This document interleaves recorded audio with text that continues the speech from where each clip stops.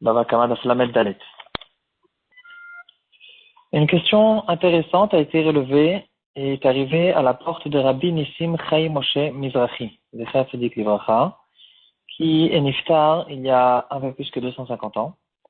Et lui et son frère Rabbi Israël Meir étaient très connus dans leur génération comme deux grands dans la Torah. Les gens l'appelaient Shnei Ameorot Agdolim, les deux grandes lumières.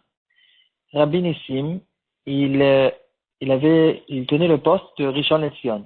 C'est un poste qu'on connaît jusqu'aujourd'hui. Et en fait, c'est quelque chose de très ancien. C'est depuis que l'empire ottomanite, les Ottomans, cet immense empire turc qui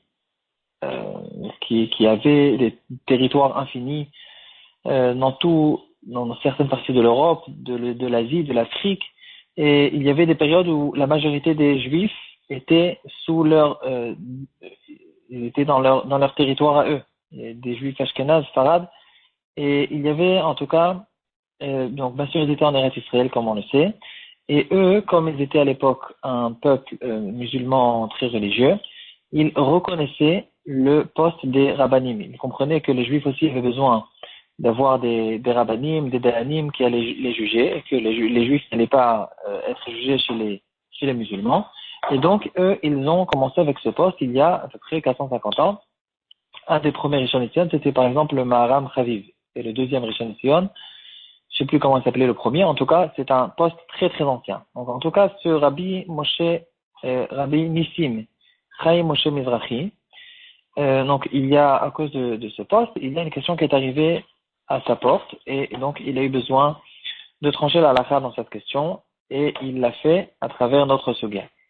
Dans notre sugya,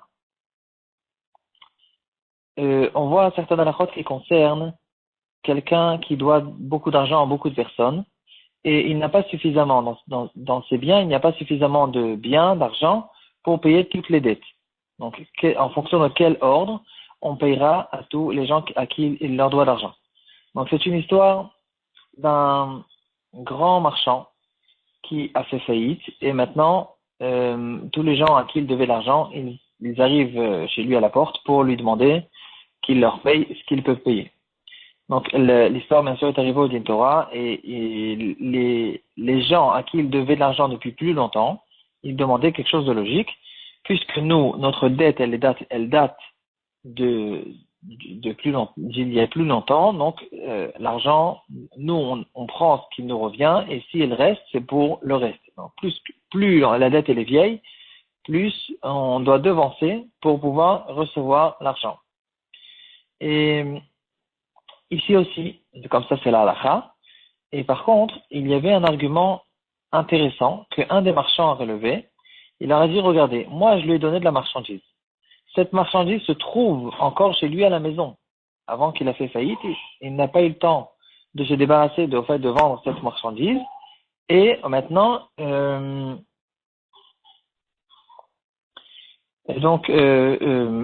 c'est pas logique qu'il y aura un autre marchand qui va me devancer et prendre cette marchandise, parce que moi, je n'ai pas encore reçu la somme que je devais recevoir pour cette marchandise. Donc, cette marchandise, la somme qui est en contrepartie, qui vient en remboursement de cette marchandise, je ne l'ai pas reçue. Donc, peut-être qu'il n'y a même pas eu de kinyan, mais quoi qu'il en soit, c'est pas logique que quelqu'un d'autre vienne prendre cette marchandise que moi, je lui ai donnée et que je n'ai pas encore reçu la somme.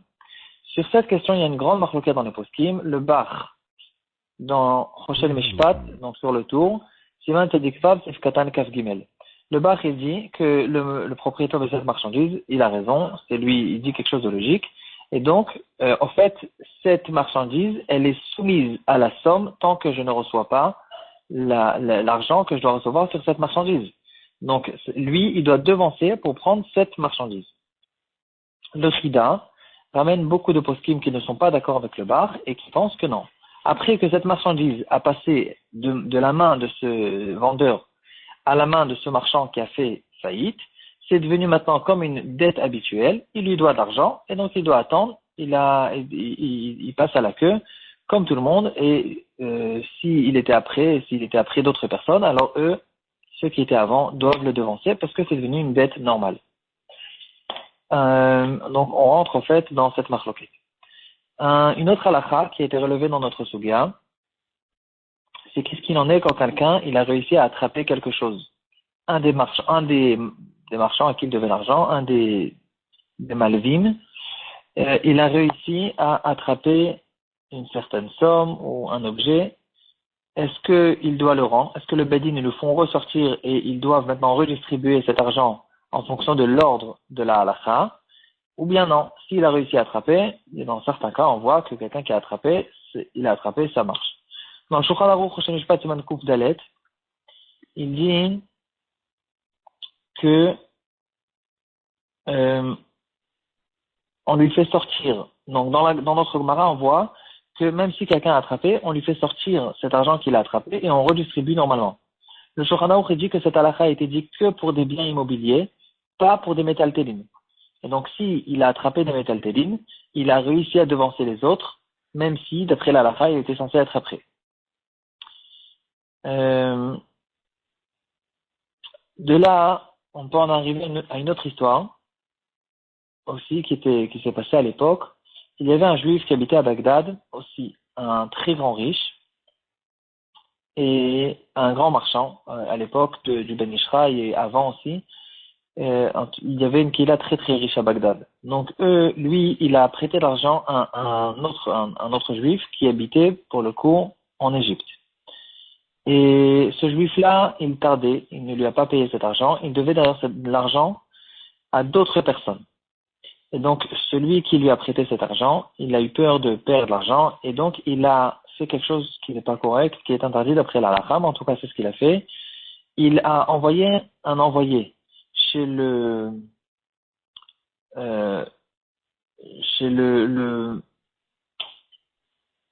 c'était pas un roi, mais en tout cas chez un des très hauts élevés en Égypte, et il lui a demandé qu'il le force à payer cet argent. Et c'est ce qu'il a fait. Il est venu avec la police, il a fait sortir l'argent de force, et donc maintenant, de cette manière-là, ce marchand de Bagdad, il a récupéré son argent de ce juif qui habitait en Égypte.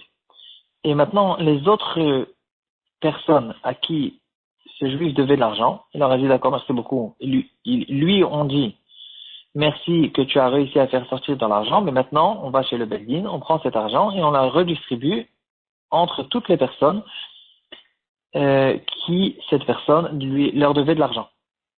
Lui il dit non, moi c'est bon, j'ai attrapé, moi je me suis débrouillé à attraper l'argent, c'est fini, et dans le Shulchan Aruch c'est écrit qu'on ne fait pas sortir l'argent de cette personne. Dans ce cas-là, dans le Sefer Tzedaka au Mishpat, il a dit que ici c'est les autres qui ont raison, c'est pas lui qui a raison, malgré que on parle d'argent qui ressemble dans ce cas-là comme c'est pas des biens immobiliers, c'est des choses qui sont mobiles. Dans ce cas-là, puisque il n'avait pas le droit de le faire, donc il n'a pas le droit d'aller chez le Moshel de l'Égypte pour non. D'abord, il y a une grande affaire d'aller chez les juges goïm. Mis à part ça, il y a peut-être un problème de Moser ici. Et en tout cas, puisque le fait de sortir l'argent n'a pas été fait d'après la halakha, n'a pas été fait par un betidin et pas d'après un din Torah, et donc la halakha juive ne reconnaît pas cette attrape de métaltéline. Et donc, dans ce cas-là, on se retrouve avec de l'argent qui est resté en l'air et qui n'a pas été retiré d'après la halakha. Et donc, on prend cet argent, on l'amène au Bedin et on le redistribue entre toutes les personnes à qui ce juif égyptien leur devait de l'argent.